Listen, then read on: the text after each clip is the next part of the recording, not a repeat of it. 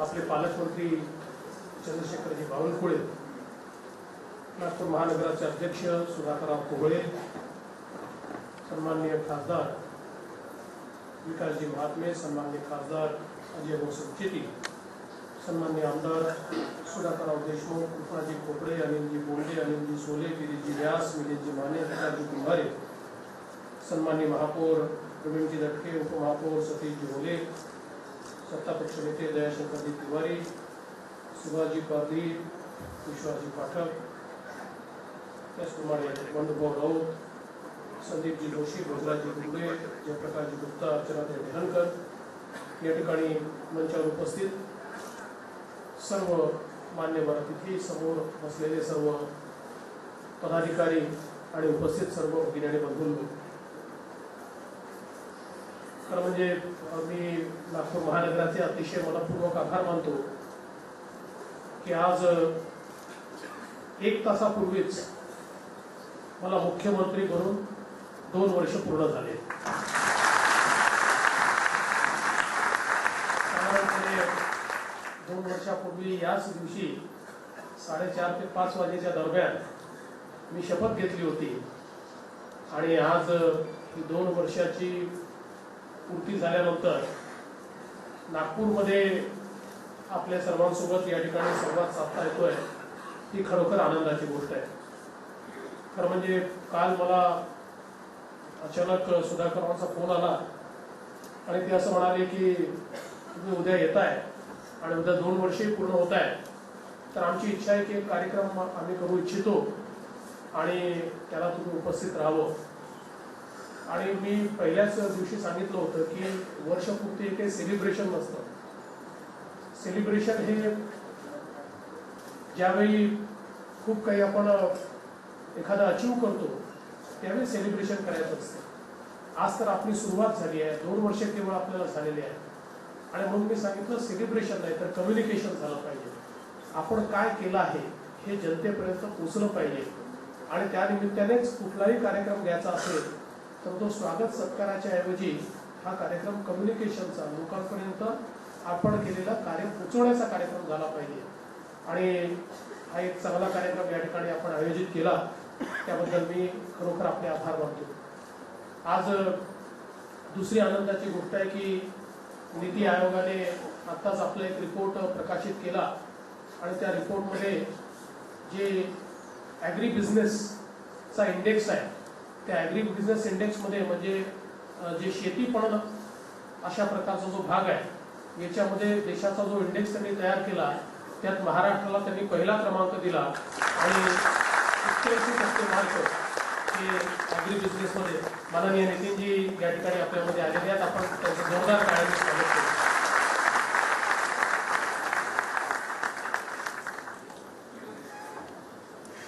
आपण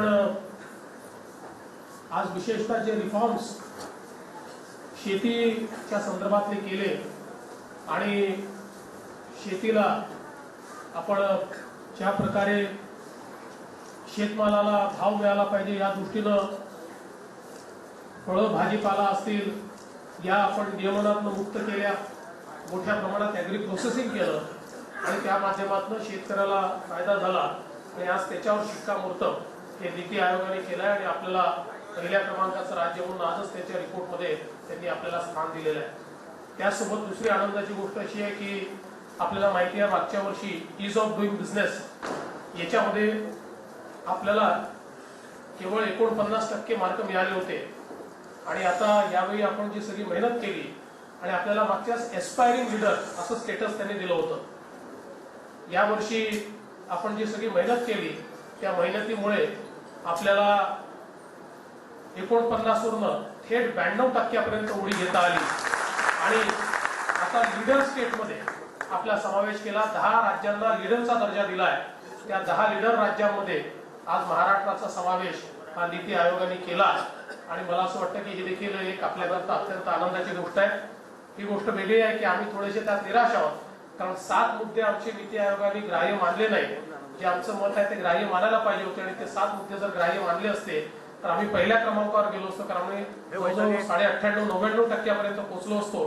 पण त्या संदर्भात आपण पुन्हा नीती आयोगाकडे जाऊन ते मुद्दे देखील त्यांच्याकडनं मान्य करून घेऊ. पण मला या गोष्टीचा आनंद आहे की जवळजवळ दुपटीनं आपण आपला स्कोर वाढवून आज लीडर स्टेटमध्ये या ठिकाणी आलेलो आहोत. आणि मला हे सांगितलं पाहिजे की 2 वर्षाच्या आपल्या मेहनतीमुळे देशामध्ये सर्वाधिक गुंतवणूक ही महाराष्ट्रामध्ये झालेली आहे. देशामध्ये सर्वाधिक FDI हा महाराष्ट्रामध्ये आलेला आहे. देशातली सगळ्यात जास्त रोजगाराची निर्मिती ही महाराष्ट्रामध्ये झालेली आहे. त्यामुळे ज्या महाराष्ट्राचं आपल्याला माहिती आहे की अनेक वर्ष महाराष्ट्र हा लीडर राहिला, पण दुर्दैवाने गेल्या काही वर्षामध्ये महाराष्ट्राची पोझिशन खाली चालली होती. आज पुन्हा महाराष्ट्राला ती देशातली सर्वात प्रमुख औद्योगिक राज्य म्हणून आपण ती पोझिशन त्या ठिकाणी देऊ शकलो. आणि एवढंच नाही तर लिकॉन यू ही जी इन्स्टिट्यूशन आहे, जी जगातली रँकिंग मधली सगळ्यात महत्वाची इन्स्टिट्यूशन मानली जाते, या इन्स्टिट्यूशनने महाराष्ट्रातला देशातलं सगळ्यात चांगलं बिझनेस डेस्टिनेशन आणि सगळ्यात जास्त इज ऑफ डुईंग बिझनेस असलेलं डेस्टिनेशन म्हणून आपला गौरव त्या ठिकाणी केलाय. आणि तसा अहवाल देखील या ठिकाणी प्रकाशित झालाय. एवढंच नाही तर वेगवेगळ्या प्रकारे महाराष्ट्राची जी काही आज भरारी चाललेली आहे, विशेषतः आपल्याला माहिती आहे की माननीय पंतप्रधानांनी स्वच्छ भारत अभियान हे घोषित केलं. आणि या माध्यमातून आपली गावं स्वच्छ झाली पाहिजे, आपली शहरं स्वच्छ झाली पाहिजे, आपली गावं हगणदारी मुक्त झाली पाहिजे, असा एक कार्यक्रम हातामध्ये घेतला. आज देशामध्ये या हगणदारी मुक्तीच्या कार्यक्रमामध्ये देखील सर्वात पुढे महाराष्ट्र आहे. आणि जवळजवळ 9000 ग्रामपंचायती आपण हगणदारी मुक्त करून आज देशात पहिल्या क्रमांकावर आहे. आणि देशातल्या पहिल्या 10 जिल्ह्यांपैकी 5 जिल्हे हे महाराष्ट्रातले आहे. स्वच्छ भारत अभियानातल्या जो शहरी भाग आहे त्याच्यामध्ये देखील महाराष्ट्र हा सर्वात पुढे आहे. आणि पहिल्या 10 शहरांपैकी 5 शहरं आपली आहेत. आणि व्हॅलिडेट झालेल्या 118 शहरांपैकी देशातल्या 52 शहरं ही महाराष्ट्रातली आहे. त्याच्यामुळे 52 स्वच्छ शहरं त्या ठिकाणी करून आपण देशामध्ये पहिल्या क्रमांकावर आहोत. त्यामुळे केंद्र सरकारचे किंवा जे काही राष्ट्रीय प्रोग्राम्स आहेत, या सगळ्या राष्ट्रीय प्रोग्राम्स मध्ये आपण पहिल्या क्रमांकावर आहोत. सर्वात जास्त जनधनची खाती आपण उघडली. गिव्ह इट अप सबसिडी मध्ये सगळ्यात जास्त सबसिडी जी आहे ही महाराष्ट्रामध्ये आपण गिव्ह इट अप केली. आणि एवढंच नाही तर आपल्याला माहिती आहे की गेले अनेक वर्ष जर आपण या ठिकाणी आपला जो काही आर्थिक पाहणीचा अहवाल आहे हा उचलल्यानंतर एक अतिशय भीषण चित्र आपल्याला पाहायला मिळायचं की महाराष्ट्राचा शिक्षणाच्या क्षेत्रातला क्रमांक हा कधी 13वा, कधी 14वा, कधी 15वा, कधी 16वा, 13व्याच्या पलीकडे आपण कधीच गेलो नाही. 13 ते 16 मध्ये आपला क्रमांक होता. पण गेल्या 1.5-2 वर्षामध्ये आपण जे प्रयत्न केले, 25,000 शाळा आपण डिजिटल केल्या. आणि या 25,000 डिजिटल शाळांच्या माध्यमातून आपण लर्निंग ॲबिलिटी सुधारवली. 17,000 शाळा ज्या आहेत आपल्या त्या आता 100% लर्निंग ॲबिलिटीच्या झाल्या. आणि लर्निंग आउटकम 100% झाल्यामुळे आज देशामध्ये 16व्या क्रमांकावर थेट 3ऱ्या क्रमांकावर महाराष्ट्र आला. आणि 10% इम्प्रुव्हमेंट ही आपण या ठिकाणी केली. जवळजवळ 3,000 शाळा आपल्या ISO झाल्या. आणि याचा दुसरा फायदा काय झाला तर याचा महत्वाचा फायदा असा झाला की 15,000 मुलांनी खासगी इंग्रजी माध्यमाच्या शाळांमधनं आपला प्रवेश काढून जिल्हा परिषदेच्या सरकारी शाळांमध्ये प्रवेश घेतला. ही एक उलटी गंगा पुन्हा एकदा या महाराष्ट्रामध्ये आपल्याला पाहायला मिळाली. आणि म्हणून वेगवेगळ्या क्षेत्रांमध्ये प्रचंड काम हे महाराष्ट्रामध्ये आपण करू शकलो. आपल्याला माहिती आहे की गेले 2 वर्ष सातत्याने महाराष्ट्र दुष्काळामध्ये होता. महाराष्ट्राच्या 40,000 गावांपैकी 29,000 गावांमध्ये मोठ्या प्रमाणात या ठिकाणी आपल्याला माहिती आहे की मोठ्या प्रमाणात दुष्काळ होता. आणि या दुष्काळाचा सामना करत असताना त्या ठिकाणी या दुष्काळाचं जे काही आव्हान होतं त्याचं संधीत रूपांतर करायचं आपण ठरवलं. आणि जलयुक्त शिवार सारखी एक योजना आणली. आणि आपण घोषित केलं की 5 वर्षामध्ये 20,000 दुष्काळी गावांना दुष्काळमुक्त आम्ही करणार आहोत. आणि मला सांगताना आनंद वाटतो की प्रचंड जनसहभाग आपल्याला लाभला. म्हणजे स्वतंत्र भारताच्या इतिहासामध्ये एवढा मोठा जनसहभाग लाभलेली दुसरी कुठलीच योजना नाही. 505 कोटी रुपयाचा सहभाग हा जनतेने दिला. आपलं श्रम दिले. समाजातले सगळे लोक मोठ्या प्रमाणात त्या ठिकाणी पुढे आले. आणि त्या माध्यमातून 4,600 गावं ही आपण दुष्काळमुक्त करू शकलो. आता पुन्हा 5,000 गावं आपण दुष्काळमुक्त करतोय.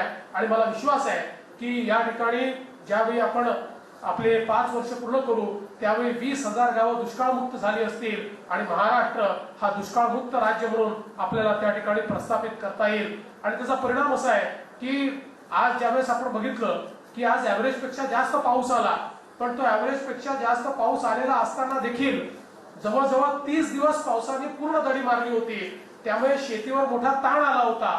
पण जलयुक्त शिवारची कामं झाल्यामुळे विहिरींना पाणी होतं, सगळ्या स्ट्रक्चरमध्ये पाणी होतं आणि त्यामुळे शाश्वत सिंचन आमचे शेतकरी देऊ शकले आणि हा 30 दिवसाचा ताण सहन करून आमचं पीक या ठिकाणी आम्ही वाचवू शकलो. आणि ज्या शेतकऱ्याला केवळ निसर्गावर अवलंबून आपण ठेवलं होतं, आज जलयुक्त शिवारमुळे तो शेतकरी केवळ निसर्गावर अवलंबून नाही तर पाण्याचं अतिशय सुनियोजित अशा प्रकारचं त्या ठिकाणी वितरण आपण तयार केलेलं आहे आणि त्या वितरणातनं आपण आज शेतकऱ्याला एक नवीन उभारी देण्याचा प्रयत्न या ठिकाणी करतोय. एवढंच नाही तर गेल्या 2 वर्षामध्ये शेतकऱ्याच्या पाठीशी अत्यंत खंबीरपणे राज्य उभं राहिलं आणि जवळजवळ 18,000 कोटी रुपये हे शेतकऱ्यांना वेगवेगळ्या माध्यमातून आपण दिले. मला या ठिकाणी सांगितलं पाहिजे की जुन्या सरकारच्या काळामध्ये केवळ 17 लाख शेतकरी हे विमाधारक होते. आपण ही संख्या जवळजवळ 80 लाखापर्यंत पोहोचवली. आणि एवढंच नाही तर आपण जर 15 वर्षाचा जुन्या सरकारचा काळ बघितला तर 15 वर्षामध्ये त्यांनी 4,700 कोटी रुपये विम्यापोटी दिले आणि आपण एकाच वर्षामध्ये 4,200 कोटी रुपये विम्यापोटी दिले. इतका प्रचंड पैसा हा शेतकऱ्याला या ठिकाणी उपलब्ध करून देण्याचं काम आपण केलं. ही गोष्ट खरी आहे की संकट मोठं आहे.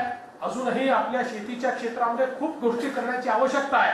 पण मला निश्चितपणे विश्वास वाटतो की ज्या प्रकारचं काम आपण सुरू केलेलं आहे, आपल्याला माहिती आहे की आज विशेषतः आपल्या इथे शेतमालावर प्रक्रिया होत नाही आणि ती प्रक्रिया होत नसल्यामुळे मोठ्या प्रमाणात शेतकऱ्यांना अडचणींचा सामना करावा लागतो. आपल्याला सगळ्यांना कल्पना आहे की ऊसावर प्रक्रिया होते. ज्या ठिकाणी शेतमालावर प्रक्रिया होते त्या ठिकाणचं मार्केट हे शेतकऱ्यांच्या हातामध्ये असतं. ऊसावरची प्रक्रिया होते तर आज ऊसाचा कारखानदार शेतकऱ्याला लावणीपासून कापणीपर्यंत ट्रान्सपोर्ट पर्यंत प्रत्येक गोष्टीचे पैसे देतो, त्याला FRP देतो. त्यामुळे ऊसाचा शेतकरी हा आज आपल्याला कुठेही आत्महत्या करताना दिसत नाही. पण कापसाचा शेतकरी असेल, सोयाबीनचा शेतकरी असेल, हा मात्र सातत्याने आपल्याला अडचणीत दिसतो. कारण आपल्या राज्यात जेवढा कापूस आपण तयार करतो त्या कापसापैकी 25% कापसावर केवळ आपण प्रक्रिया करतो आणि 75% कापूस हा कोणीतरी व्यापारी विकत घेतो आणि मग तो कुठेतरी तामिळनाडूला, गुजरातला जाऊन तो विकतो. त्यामुळे हा जो काही नफा आहे हा शेतकऱ्याला मिळायच्या ऐवजी हा त्या व्यापाऱ्याला नफा मिळतो आणि शेतकरी मात्र तसाच राहतो. आणि म्हणून आपण या ठिकाणी निर्णय केला की मोठ्या प्रमाणात इंटिग्रेटेड टेक्सटाईल पार्क सुरू करायचे. आपल्याकडच्या कापसावर पूर्ण प्रक्रिया आपण करायची. ज्या प्रकारे गुजरातमध्ये शेतकऱ्याला कापसाला भाव मिळतो कारण त्या ठिकाणच्या कापसावर 100% प्रक्रिया गुजरात करतं, तशीच आपण आपल्या इथे सुरू करायची. आणि आपल्या पंतप्रधानांनी एक स्वप्न सांगितलं होतं की फार्म पासून फॅशन पर्यंत कॉटन जो आहे, कापूस जो आहे, तो शेतीपासून तर फॅशन पर्यंत त्याचं काम झालं पाहिजे. त्या दृष्टीने आपण टेक्सटाईल पार्कची निर्मिती सुरू केली. पहिला टेक्सटाईल पार्क अमरावतीत सुरू केला. आज मला सांगताना आनंद वाटतो की ज्या अमरावतीमध्ये 1 इंच देखील जागा त्या ठिकाणी उपलब्ध, 1 इंच देखील जागा त्या ठिकाणी व्यापली नव्हती. 5 स्टार MIDC केली पण एक उद्योग देखील नव्हता. आज त्या ठिकाणी एकही जागा शिल्लक नाही. 12 इंडस्ट्री त्या ठिकाणी सुरू झाल्या आहेत. हजारो मुलांना त्या ठिकाणी काम मिळत आहे आणि कापसापासून कापडापर्यंत आपण पोहोचलो आहे. आणि लवकरच तिथे ऍपरल पार्कची आपण निर्मिती करतो आहोत की ज्या ऍपरल पार्कच्या माध्यमातून कापसापासून फॅशन पर्यंत सगळं काम हे एका इंटिग्रेटेड टेक्सटाईल पार्क मध्ये होईल. मार्च किंवा एप्रिल मध्ये रेमंडचं काम त्या ठिकाणी सुरू होईल, ज्यातनं अजून 10,000 युवकांना त्या ठिकाणी रोजगार मिळेल. म्हणजे 15, 20, 25,000 तरुणाईला रोजगार आणि शेतकऱ्याच्या शेतमालाला भाव, अशा प्रकारचं एक अतिशय चांगलं पणांचं सगळं आपण व्यवस्था या ठिकाणी तयार केली आहे. किंवा आपल्या संत्र्यावर प्रक्रिया करण्याकरता आपले डॉक्टर अनिल बोंडे या ठिकाणी त्यांनी फार पुढाकार घेतला आणि आज आपण कोका कोला असेल किंवा पेप्सी असेल यांच्यासोबत करार करून आपल्या संत्र्यावर प्रक्रिया करून त्याचा ज्यूस करून त्याचा ब्रँड जो आहे तो मार्केटमध्ये आणण्याच्या संदर्भातले करार केले. आता त्याची देखील कारवाई या ठिकाणी चाललेली आहे. त्यामुळे एक प्रकारे शेतकऱ्यांच्या शेतमालाला भाव देण्याकरता ऍग्री प्रोसेसिंग याच्यामध्ये अत्यंत महत्वाचं काम आपण केलं आणि आता राज्याच्या 11 जिल्ह्यांमध्ये मोठ्या प्रमाणात हे काम देखील आपण करतो आहोत. यासोबत आपण मोठ्या प्रमाणात मी या ठिकाणी नितीनजींचे आभार मानतो. खरं म्हणजे या राज्याला जेवढी मदत नितीनजींनी केली तेवढी कोणीच केली नाही. जवळजवळ या राज्यामध्ये 2 लाख कोटी रुपयाचे रस्ते हे नितीनजींनी या ठिकाणी दिले आणि आपल्याला आश्चर्य वाटेल की गेल्या 60 वर्षाच्या इतिहासामध्ये महाराष्ट्रातल्या राष्ट्रीय महामार्गाची लांबी होती फक्त 5,000 किलोमीटर आणि गेल्या 2 वर्षामध्ये नितीनजींनी महाराष्ट्राला लांबी दिली 25,000 किलोमीटर. त्यामुळे महाराष्ट्रामध्ये प्रचंड असं मोठं राष्ट्रीय महामार्गांचं जाळं हे या ठिकाणी तयार होत आहे. आणि आपल्याला हे माहिती असेल की समृद्धीचा मार्ग कुठनं जात असेल तर तो या महामार्गांनीच जातो. जिथे रस्ते तयार होतात तिथेच समृद्धी येते. ती समृद्धी आणण्याचं काम आज नितीनजींच्या माध्यमातून या राज्यामध्ये होत आहे. आणि हे करत असताना आपण नागपूर ते मुंबई हा समृद्धी महामार्ग तयार करतोय। या महामार्गाच्या माध्यमातून खऱ्या अर्थानं नागपूरला मोठी समृद्धी, विदर्भाला, मराठवाड्याला, उत्तर महाराष्ट्राला समृद्धी मिळणार आहे। 24 जिल्हे हे आपण या रस्त्याने इंटिग्रेट करतो। 24 जिल्हे म्हणजे नागपूर पासून मुंबईचं अंतर 8 तासामध्ये आपल्याला कापता येईल आणि असे 24 जिल्हे आहेत की ज्या 24 जिल्ह्यामध्ये 8 तासापासून 4 तासापर्यंत मुंबईचं अंतर होईल। आणि जेएनपीटी सारखं एक पोर्ट ज्याची क्षमता माननीय नितीनजीने मोठ्या प्रमाणात वाढवली आहे। जगाच्या इतिहासामध्ये ज्या ज्या देशांनी प्रगती केली त्यांनी पोर्ट लेड डेव्हलपमेंटनी प्रगती केली। आजपर्यंत या जेएनपीटीचा फायदा मुंबई, पुणे, ठाणे, नाशिक याच्या पलीकडे कधी मिळाला नाही। त्यामुळे महाराष्ट्र औद्योगिक दृष्ट्या पुढे गेला, पण तो या भागामध्येच पुढे गेला, बाकी भागात औद्योगिकरण फारसं होऊ शकलं नाही। पण आज ज्यावेळी हा रस्ता तयार होईल त्यावेळी जेएनपीटी वर कुठल्याही भागातनं 24 जिल्ह्यातनं 16 ते 18 तासामध्ये आपण कंटेनर पाठवू शकू। आणि माननीय नितीनजींनी यातही वर्धेला, जालन्याला आपल्याला कंटेनर ड्रायपोर्टची व्यवस्था करून दिली आहे। नाशिकला आता ड्रायपोर्टची व्यवस्था होते आहे की ज्या माध्यमातून ही पोर्ट लेड डेव्हलपमेंट ही विदर्भापर्यंत, मराठवाड्यापर्यंत, उत्तर महाराष्ट्रापर्यंत पोहोचेल आणि मोठ्या प्रमाणात उद्योग हा त्या ठिकाणी होईल। 24 नवीन शहरं आपण या माध्यमातून तयार करतो की ज्या शहरांमध्ये ऍग्री प्रोसेसिंग झोन आपण तयार करणार आहोत, लॉजिस्टिक झोन आपण तयार करणार आहोत। एक प्रकारे मला या ठिकाणी सांगितलं पाहिजे की या रस्त्याच्या माध्यमातून याचं नाव आपण समृद्धी कॉरिडॉर ठेवलाय। खूप मोठी समृद्धी शेतीच्या क्षेत्रामध्ये, खूप मोठी समृद्धी उद्योगाच्या क्षेत्रामध्ये या मार्गाच्या माध्यमातून येणार आहे। आणि मी या निमित्ताने आपले केंद्रीय पेट्रोलियम मंत्री श्री धर्मेंद्र प्रधान यांचे आभार मानेन की मी त्यांच्याकडे गेलो आणि त्यांना मी विनंती केली की हा महामार्ग जो आहे हा प्रगतीचा महामार्ग आहे। आम्ही याला पूर्ण फायबर ऑप्टिक टाकतोय, त्याच्यामुळे फायबर ऑप्टिक मुळे 800 किलोमीटर दोन्ही बाजूला आम्ही आयटी करता सगळं ओपन अप करतोय। पण मी त्यांना असं म्हटलं की याच्यामध्ये आपण गॅस पाईपलाईन टाकली पाहिजे, आपण पेट्रोलियम पाईपलाईन टाकली पाहिजे। आणि माननीय धर्मेंद्र प्रधान यांनी त्याला मान्यता दिली आणि आता या रोडच्या खालून 4 पाईपलाईन या ठिकाणी टाकायचं त्यांनी ठरवलं। गॅस पाईपलाईन जाणार आहे, पेट्रोलियम पाईपलाईन जाणार आहे, पेट्रोकेमिकल पाईपलाईन जाणार आहे। आणि याचा फायदा असा आहे की आज आपल्याला पेट्रोकेमिकल किंवा गॅस म्हणजे आता आपल्याला समजा इलेक्ट्रॉनिक्सची इंडस्ट्री उभी करायची आहे तर आज देशाचं सगळ्यात जास्त इम्पोर्ट क्रूडच्या नंतर, पेट्रोल डिझेलच्या नंतर आपण इलेक्ट्रॉनिक्सचं करतो। इतका पैसा आपण चीनला देतो, तायवानला देतो, कोरियाला देतो। आज आपल्या देशामध्ये हे सगळं सुरू करायचं असेल तर त्याच्यामध्ये जो काही फायदा आहे तो गॅस बेस्ड अशा प्रकारचे फॅब प्रोजेक्ट जे येतात त्याला सगळ्यात जास्त असतो। पण हे प्रोजेक्ट केवळ कोस्टवर तयार होऊ शकतात। पण आता 800 किलोमीटर ही गॅसची पाईपलाईन, पेट्रोकेमिकलची पाईपलाईन गेल्यामुळे दोन्ही बाजू म्हणजे नागपूर पासून मुंबई पर्यंत सगळीकडे मध्ये डीएमआयसी आहे, इकडे आपलं बुटीबोरी आहे, आपलं मिहान आहे, या सगळ्या भागामध्ये आपण हा गॅस पुरवू शकू। आणि त्या माध्यमातून गॅसवर आधारित, पेट्रोकेमिकलवर आधारित उद्योग जे आहेत, फॅब्रिकेशनचे जे उद्योग आहेत, इलेक्ट्रॉनिक्सचे जे उद्योग आहेत, टीव्हीचं पॅनल असेल, मोबाईल असतील, हे सगळं तयार करण्याचे उद्योग की ज्या उद्योगामध्ये सगळ्यात जास्त रोजगार आहे ते उद्योग देखील या माध्यमातून आपल्याला तयार करता येतील। आणि म्हणून अतिशय चांगला अशा प्रकारचा खरा समृद्धी कॉरिडॉर हा या ठिकाणी आपण तयार करतो। आणि त्या माध्यमातून विदर्भ असेल, मराठवाडा असेल आणि उत्तर महाराष्ट्र असेल, जो महाराष्ट्राचा मागास भाग आहे त्याचं चित्र पूर्णपणे आपण बदलून देऊ आणि सगळ्यात जास्त याचा फायदा हा विदर्भाला मोठ्या प्रमाणात होणार आहे। आणि म्हणून मला असं वाटतं की राज्य सरकारने इन्फ्रास्ट्रक्चरच्या संदर्भात खूप चांगले इनिशिएटिव्ह या माध्यमातून देखील घेतले आहेत। आपल्याला माहिती आहे की राज्यामध्ये मी आजच सकाळी सांगितलं की जो अपराध सिद्धतेचा दर होता, जो गुन्हेगारीचा दर होता, आपल्या राज्यामध्ये जर 100 गुन्हेगार पकडले तर 9 गुन्हेगारांना शिक्षा व्हायची आणि 91 गुन्हेगार सुटून जायचे। 9% केवळ हा दर होता। गेल्या 2 वर्षामध्ये आपल्या सगळ्यांच्या प्रयत्नातनं आता हा जो दर आहे हा आपण 52%वर पोहोचवलेला आहे आणि 100 गुन्हेगार पकडले त्यातल्या 52 गुन्हेगारांना शिक्षा होते आहे। एवढंच नाही तर आपले सगळे पोलीस स्टेशन आपण आता ऑनलाईन आणलेले आहे। सीसीटीएनएसचा कार्यक्रम आपण घेतलेला आहे आणि आता ई कंप्लेंट आपण सुरू केली आहे। पुण्यामध्ये आपण ती सुरू केली आहे, लवकरच संपूर्ण महाराष्ट्रात आपण ती सुरू करू। त्यानंतर पोलीस स्टेशनच्या ज्युरिस्डिक्शनचा विषय राहणार नाही, कोणाला हे सांगता येणार नाही की पोलिसांनी माझी तक्रार नोंदवून घेतली नाही। थेट आपण मोबाईलच्या माध्यमातून आपली तक्रार नोंदवू शकू आणि त्या ठिकाणी पोलिसांनाही सांगता येणार नाही की आम्हाला तक्रार मिळाली नाही, कारण त्या माध्यमातून किती वाजता तक्रार मिळाली, कुठे तक्रार मिळाली, या सगळ्या गोष्टीची इलेक्ट्रॉनिक नोंद असेल जी कोणालाही मिटवता येणार नाही आणि त्या माध्यमातून एक नागरिकांना मोठी सोय ही देखील आपण उपलब्ध करून देऊ। आज आपण नागपूर असेल, पुणे असेल, मुंबई असेल, सीसीटीव्हीचा कार्यक्रम हातामध्ये घेतलाय की ज्या माध्यमातून स्मार्ट शहर तर आपण तयार करतोय की ज्यात स्मार्ट पार्किंग असेल, स्मार्ट ज्याच्यामध्ये ट्रान्सपोर्टेशन असेल, या गोष्टी तर करतोच। पण हे जे काही सीसीटीव्ही सर्व्हिलन्स आहे, याच्यातनं स्मार्ट ट्रॅफिक मॅनेजमेंट आपण करतो. माननीय नितीनजींनी त्यांच्या खात्याच्या वतीनं खूप चांगले कायदे तयार केले. त्या कायद्यांचा फायदा घेऊन आपण आता पलीकडच्या काळामध्ये म्हणजे कदाचित हे फार सगळ्यांना आवडेलच असं नाही, पण आपण त्या ठिकाणी जर सिग्नल जम्प केला तर आपल्याला कोणीही पोलिसवाला थांबवणार नाही, कारण थांबवायची आवश्यकताच नाही. थेट तुमची नंबर प्लेट जी आहे ती आमचा कॅमेरा कॅच करेल. आरटीओच्या रेकॉर्ड मधनं कोणाच्या नावाने गाडी आहे त्याचं डायरेक्ट नाव त्याच्यात जाईल आणि तुम्ही घरी पोहोचायच्या आतमध्ये तुम्हाला त्याचं चालान पोचलेलं असेल. अशा प्रकारची व्यवस्था आता मुंबईत सुरू झाली.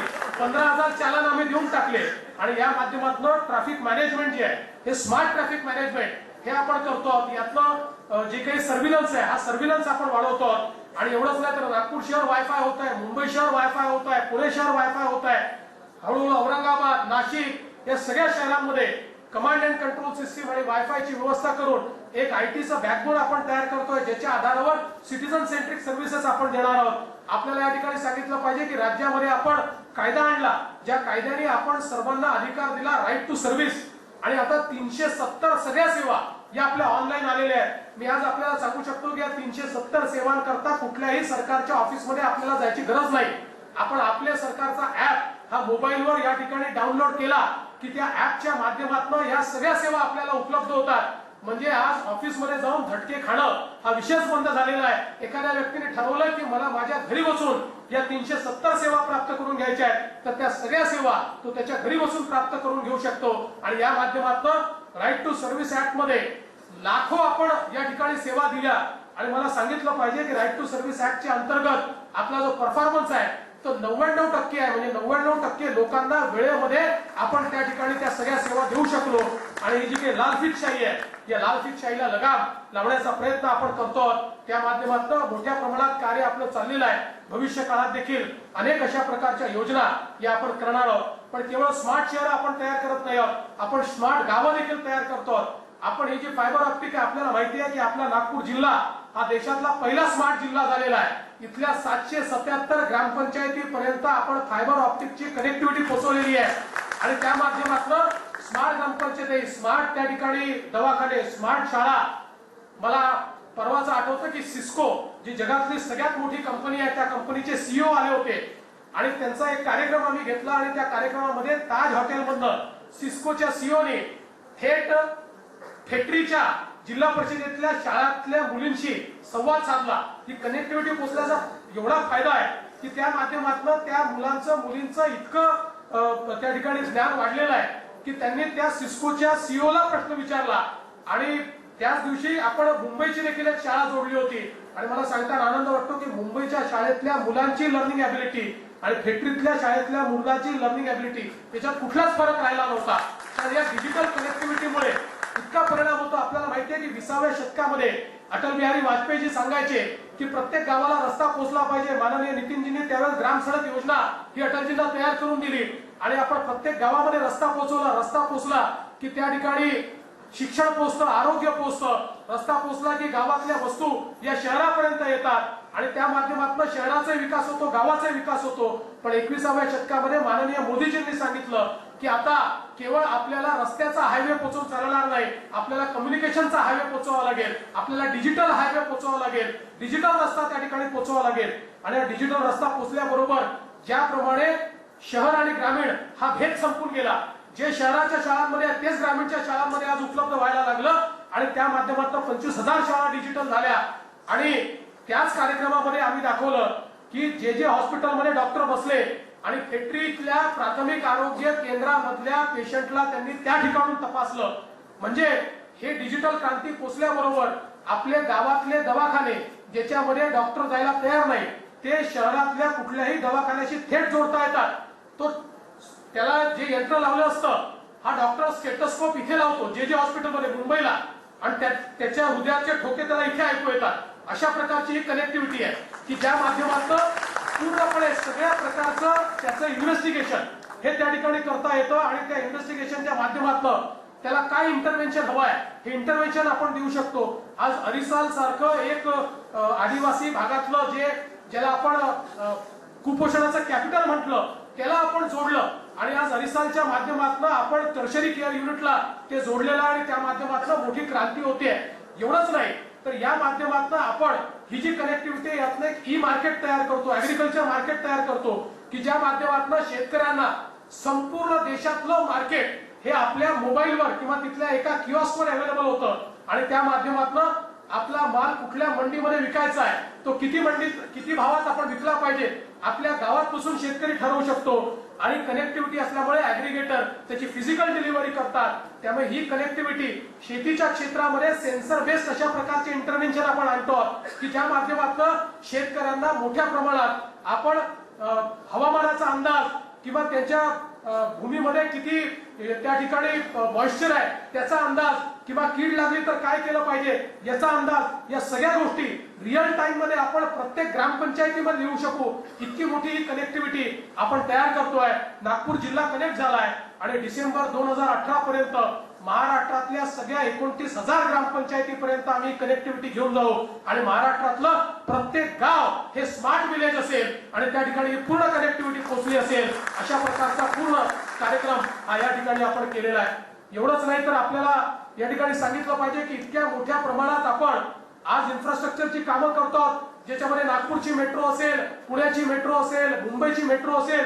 मुंबईमध्ये तर मला या ठिकाणी सांगितलं पाहिजे, आपल्याला माहिती आहे मुंबईची जी लोकल आहे सबर्बन रेल्वे, ही सबर्बन रेल्वे मुंबईची लाईफलाईन आहे आणि या सबर्बन रेल्वेच्या माध्यमातून रोज 70 लाख प्रवासी या ठिकाणी प्रवास करतात. गेल्या 50-60-100 वर्षामध्ये आपण 70 लाख प्रवाशांची व्यवस्था मुंबईमध्ये करू शकलो. गेल्या 2 वर्षामध्ये आम्ही मेट्रोचं जे काम हातामध्ये घेतलं आणि जे काम सुरू केलं त्याची क्षमता 80 लाख प्रवाशांची आहे. म्हणजे 70 लाख प्रवासी हे सबर्बन रेल्वेने आणि आता 2 वर्षामध्ये आपण मेट्रोचं काम सुरू केलं आणि जे 4-5 वर्षात पूर्ण होईल 80 लाख प्रवासी हे मेट्रोने त्या ठिकाणी ट्रॅव्हल करतील. आणि त्यासोबत ही जी सबर्बन रेल्वे आहे याच्या वर एक माळा अजून आपण बांधतोय म्हणजे तेवढीच कॅपॅसिटी वर त्याच्यावर आपण तयार करतोय आणि एलिव्हेटेड कॉरिडॉरच्या माध्यमातून पुन्हा त्या ठिकाणी जवळजवळ 50 लाखाची कॅपॅसिटी तयार करतोय. आणि मग मुंबईची मेट्रो असेल, मोनो असेल, मुंबईची सबर्बन रेल्वे असेल आणि मुंबईची बस असेल, या सगळ्यांचं इंटिग्रेशन करून एका तिकिटावर आणतो. म्हणजे एक तिकीट काढलं की ते तिकीट मेट्रोतही चालेल, मोनोतही चालेल, रेल्वेतही चालेल, बसमध्येही चालेल आणि एंड टू एंड कुठे जाता येईल एंड टू एंड सोल्युशन आपण देतोय की ज्या माध्यमातून कम्प्लीट इंटिग्रेशन जे आहे हे इंटिग्रेशन आपण करतोय.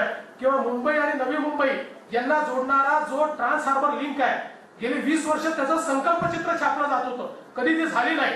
पण मला सांगताना आनंद वाटतो 2 वर्षामध्ये आपण सगळ्या मान्यता मिळवून त्याचं टेंडर काढलं आणि आता नोव्हेंबरच्या शेवटी किंवा डिसेंबरमध्ये त्याचं काम आपण सुरू करू आणि 22 किलोमीटरची ट्रान्स हार्बर लिंक ही झाल्यानंतर खूप मोठा भाग हा सगळा जुडला जाईल आणि देशातली सगळ्यात मोठी ट्रान्स हार्बर लिंक ही आपण या मुंबईमध्ये तयार करतो. एवढंच नाही तर नवी मुंबईचा एअरपोर्ट असेल, नागपूरचा एअरपोर्ट असेल, आपल्या नागपूरच्या एअरपोर्टचं आपण टेंडर काढलं आणि अतिशय चांगलं कार्गो टर्मिनल त्या ठिकाणी आता आपण तयार करतो. आणि माननीय नितीनजींच्या नेतृत्वामध्ये मिहानमध्ये इतक्या मोठ्या प्रमाणात आज इंडस्ट्री येऊ लागल्या आहेत. स्वतः नितीनजी एकेका इंडस्ट्रीशी चर्चा करतायत आणि नितीनजींनी हा चंग बांधलाय की 50,000 तरुणांना रोजगार मिहानच्या माध्यमातून द्यायचा. पण आज तुम्हाला मी सांगतो, मला हा विश्वास आहे की आतापर्यंत नितीनजींनी जेवढ्या लोकांशी बोलणी केली आहे किंवा ज्या लोकांशी आम्ही सातत्याने संपर्कात आहोत 50,000 पेक्षा आकडा वाढेल आणि त्याही पेक्षा जास्त लोकांना या नागपूर आणि विदर्भामध्ये मोठ्या प्रमाणात रोजगार या ठिकाणी मिळेल. आणि म्हणून मला या निमित्ताने एवढं सांगायचं आहे की खूप मोठ्या प्रमाणात आपण वेगवेगळ्या प्रकारचे काम हातामध्ये घेतले आहेत. अगदी सामाजिक न्याय विभागाच्या अंतर्गत वेगवेगळ्या प्रकारच्या ज्या काही गोष्टी आपण केल्या त्या देखील या ठिकाणी मी फार सांगणार नाही.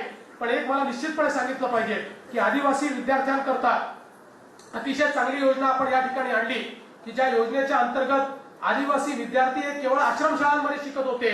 आपण हे ठरवलं की आश्रमशाळा तर चांगल्या केल्याच पाहिजे, पण आदिवासी विद्यार्थ्यांनी आदिवासींमध्येच राहून का शिकावं, त्यांनी गैर आदिवासींमध्ये का राहू नये, त्यांनी चांगल्या शाळेत का शिकू नये, राज्यातल्या उत्तम शाळात त्याला प्रवेश का मिळू नये. आणि म्हणून आपण राज्यातल्या उत्तम शाळा निवडल्या आणि नामांकित शाळांमध्ये 25,000 आदिवासी विद्यार्थ्यांचा मागच्या वर्षी प्रवेश केला. यावर्षी पुन्हा 25,000 विद्यार्थ्यांचा केला. आणि अशा शाळा आहेत की ज्यातल्या अनेक शाळांची फी 50-50 हजार रुपये आहे, पण त्या ठिकाणी आज आदिवासी मुलगा शिकतोय. आणि तुम्ही विचार करा 2-2.5-3 लाख आदिवासी विद्यार्थी हे येत्या 5 वर्षामध्ये जेव्हा शिकून मोठे होतील त्यावेळी समाजाला नेतृत्व देण्याचं काम ते करतील आणि खऱ्या अर्थानं जे मुख्य धारेमध्ये आणून जो विकास करायचा तो विकास आपण करू शकू. एवढंच नाही तर गेले 10-15 वर्ष आदिवासी विद्यार्थी सातत्याने आंदोलन करतात, कारण हॉस्टेलमधल्या जागा संपल्या की त्यांना शिकायला मिळत नाही. आपण नुकतंच पंडित दीनदयाल उपाध्याय योजना आणली आणि या योजनेच्या माध्यमातून आपण हा प्रयत्न केला की आदिवासी विद्यार्थ्यांना हॉस्टेलमध्ये जागा मिळाली नाही तर मोठ्या शहरामध्ये त्याला 60,000 रुपये राज्य सरकार देईल आणि त्या ठिकाणी त्याची राहण्याची खाण्याची व्यवस्था त्यांनी स्वतः करायची.